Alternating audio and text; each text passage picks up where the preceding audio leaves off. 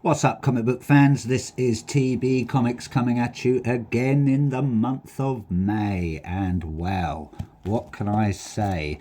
This is getting very heavy, so I'm going to have to do my best because I have got a very thick stack of comics. So thick, I'm going to have to do 2 videos. So I'm going to split this bunch of lovely comics in half.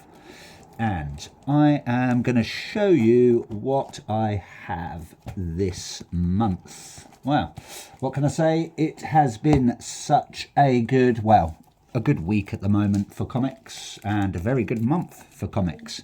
And they've just all appeared at once for some reason. I don't know if that's down to distributors or just all my pre-orders, or I'm not sure. But just like a big comic book fast food restaurant, I'm going to serve you up a nice happy meal of comic book covers. So let's get stuck in, shall we? First up, we are going to Dynamite Comics for Thundercats. Oh, just get that in the frame for you. Yes, we've got Thundercats Lost, issue number 2. That cover there, I believe, is coming from Lee and Chung, as always. So thank you very much, creative team. Just going to check my notes. Yes, that is cover E from Lee and Chung. This is coming from, I believe it is Ed Bryson or Brisson and Lobosco. I'm not sure on Lobosco's first name. But yes, thank you very much, creative team. We've got our new bunch of characters there in their second instalment. Who knows what's going to happen? It looks like they're meaning business. They're flying into action, or, well, jumping into action. Not sure if these rocks are part of their power and they're pushing them against some evildoers, or maybe they've just smashed out of some sort of rocky tomb. Who knows? This guy there is looking very stoic, and these guys, well, this one's got scythes. I remember one of the Teenage Mutant Ninja Turtles has those. Can't remember which one. Michelangelo, maybe. Don't know. Who cares? I'm not talking about Teenage Mutant Ninja Turtles. We're talking about Thundercats here, and the lost ones, apparently. So yeah, can't wait to get stuck into this. Not sure how many issues it's going to go on for. I thought it was only going to be a one-shot like Apex, but it looks like they're continuing on with the Thundercats story. Maybe they'll do some more spin-offs as well, like they did with the Chitara one, which I never picked up because she's just a female Flash, and I don't find her that interesting, really. But yes, so thank you very much, creative team, on that one. So we shall see. Next up, we're going to head over to Mad Cave Studios. Most of these are going to be indies. I think I've got some others there as well. But yes, Mad Cave Studios, and we have Gatchaman, issue number 9. This is coming from Cullen Bunn, Chris Batista, Nicola or Nick, is it Rigney? I believe. I can't see that one, excuse me. I'm going to say Rini, maybe. And Buddy Bodoin or Bodain. Not sure how you pronounce that one either, so my apologies anyway. As always, I've got the Inaki Miranda cover, so that I believe is cover, that'd probably be cover A, I would say. I'll clarify it if I look at my notes. I can't see it actually. So yeah, I'm just going to go with cover A, I would say. Yeah, cover A, Inaki Miranda, yeah, as always. So yeah, do love her artwork, nice pastel sort of covers. And we've got our Gacha team, Science Force, or whatever they're called, busting into action. I do like these sort of old school anime style ones. I believe they're doing Street Racer is coming out soon. I think it's going to be on Mad Cave, so I might pick that one up as well when it comes out. Some nice covers for that. But yeah, thank you as always, creative team, much appreciated, and thank you, Inaki Miranda. Next up we have, working backwards, no. Another Gatchaman. We have Gatchaman, Only One Earth. Finally got it. I was clucking for this one. Managed to find someone that was actually stocking it. Paid a little bit over the odds, but not a problem. You know, I like to be a completionist when it comes to my collection. I hate having gaps. So yeah, this is issue number 3. This is coming from Tommy Lee Edwards, Nuno Platti, Nicola Nick Rigi again. Is it? I want to say the writing's quite small. Gaida, I want to say, Gaida Marchizo and John Workman. So thank you very much, creative team. I believe that cover there. In fact, I can't remember who created that cover there. I haven't got it on my notes, but I'm gonna assume, and I don't really like to assume, I believe, no, I'm not sure actually who done that cover there, so my apologies. Maybe I'll find out and put it in the comment section. Got issue number 4 there as well, just been released. Same creative team, Tommy Lee Edwards, Nuno Platti, Gaida Marashio and John Workman again. So again, not sure who done the cover there. It's not in my notes, my apologies. So yeah, we've got our Gacha Team Science Force zooming into action on that one, on issue number 3. Looks like they've got a nice little sort of bird, bit of fire going on the plane there. This guy looks older. I'm going to say he looks a bit like an owl. He looks like he means business. He's pressing some control buttons there. We've got a quirky little young one there. Can't remember his name, so I will do. And we've got old Jun the Swan there flying into action. And that one there, we've got some sort of crazy like giant robot. So it looks like maybe they're meching up, suiting up for some mechs. Do like a good mech. I like DC Mech. That was pretty good. If anyone's read that, that wasn't too bad. Nice little Elseworld sort of story there. But yeah, thank you very much, creative team. Can't wait to get stuck into these. I think this is the last one, so I'll start reading that at some point once the whole Gatchaman line is done. And I like to be, you know, wait until it's all finished. Next up, we have Oni Press. Mine is a Long and Lonesome Grave, issue number 4. That cover there, I want to say, is cover A, coming from Matthew Roberts. So thank you very much for Matthew Roberts. And the creative team is Justin Jordan, Man House, Alessandro Santoro, and Micah Myers. And remember, it's not Michael Myers. It's not Halloween. You know, that really rubbish, apart from the first one, the really rubbish string of slasher films. It's got nothing on Friday the 13th. Michael Myers going up against Jason. I know who'd win. Next up, we are going to, I believe as well, sorry, that might be the last issue. I think it was only a 4-run comic, but don't quote me on that. I'm going to have to do my research on that one.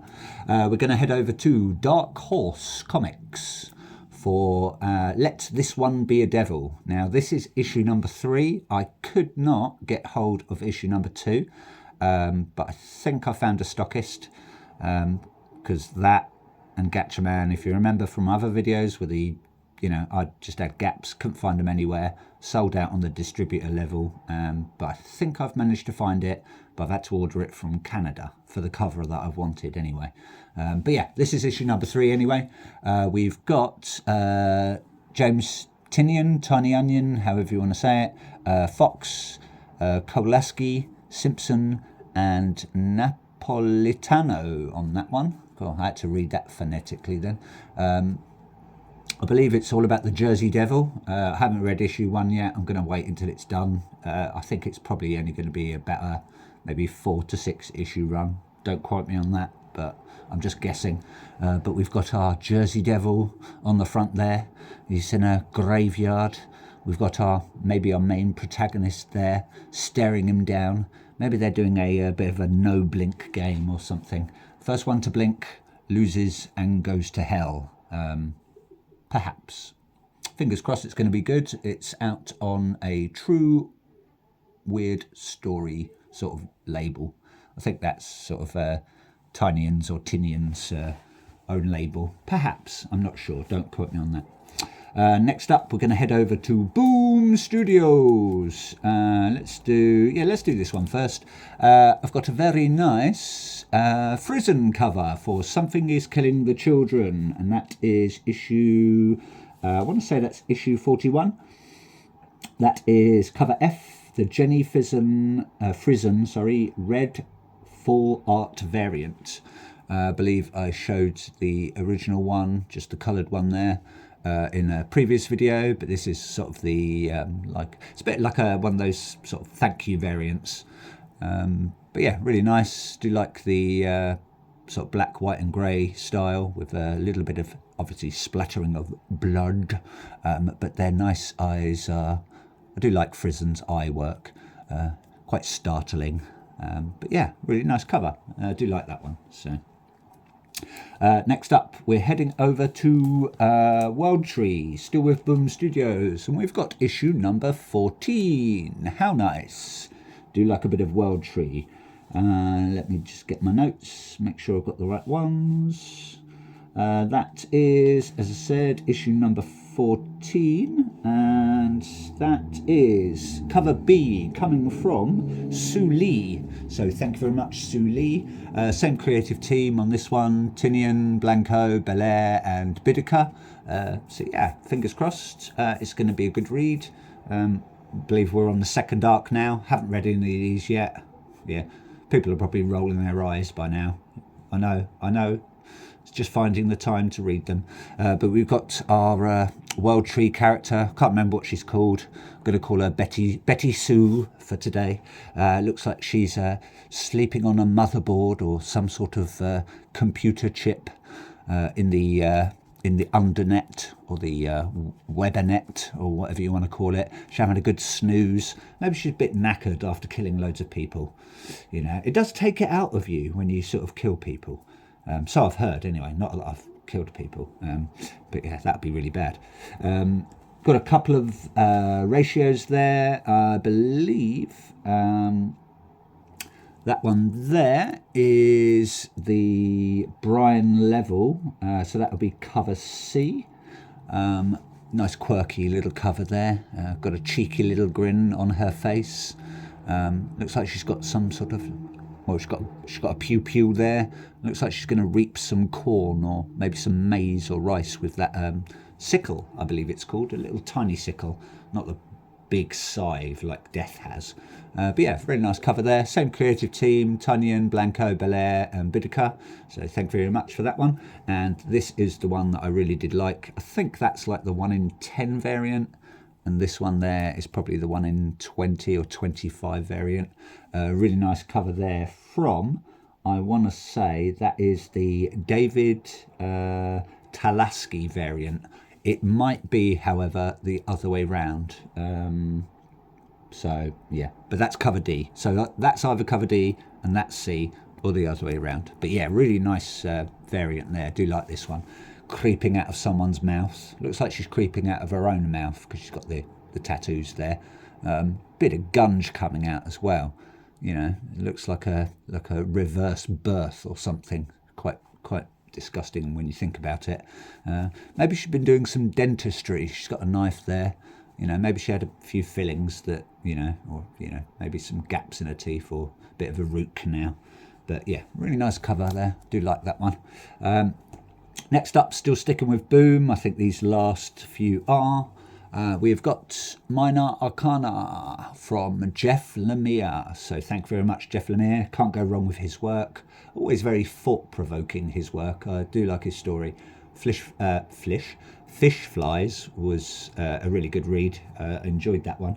Can't remember what else I've read of Jeff Lemire. He's done, I think it was Absolute Flash, but I haven't started reading that yet. So yeah, can't wait to get stuck into this. Issue number 6, as I believe I said, we've got our main protagonist, or she might be the antagonist. Looks like she's stranded on an island. Her tarot cards are floating away. Looks like we've got Death in the background there, getting ready to pounce. We've got some sort of little wiggly, looks like a wiggly turret in the background. Very misty. She doesn't look very happy. She looks a bit gaunt as well. She looks like she needs feeding. or maybe she's going through some sort of withdrawal or something. I believe that this is the second arc. So yeah, can't go wrong with a bit of Lemire, can you? Just going to adjust my screen a bit so we get it in there. In Bloom, we've got issue number 4 out on Boom Studios. Michael W. Conrad and John J. Pearson on this one. Thank you very much, creative team. And that cover there, I want to say, is cover A, coming from Pearson. There was another cover that I tried to get, but it was just out of stock, so I opted for this cover. It sort of shows the progression of man, going from sort of monkey to Neanderthal to sort of present day, and then he's turning into some sort of mushroom man, a bit like that other TV show and a game. Is it The Last of Us? Something like that. So I think maybe they've taken elements of that and put it into a comic. So yeah, fingers crossed it's going to be good. I've heard good things, so we shall see. And last up, we have Hello Darkness, my old friend. Really nice cover there. Do like that one. We've got a sort of a Virgin variant there, and that cover there is coming from. Let's have a look at my notes. That's coming from Ward, so I'm going to assume it's Christian Ward. So thank you very much, Christian Ward. That's cover C, and that is issue 10. Got some weird sort of, maybe a demon, maybe a human, very masochistic. Looks like he's enjoying these shards of glass or perspex dug into his head. He's got a cheeky grin there, licking his lips, maybe salivating over the pain. Whatever floats your boat, really. He's got a gleam in his eye. Yeah, really nice cover there. Do like that one. I do like some of these. They've done some really good covers for these Hello Darkness. I believe they're all short stories, so I'll get cracking on that soon.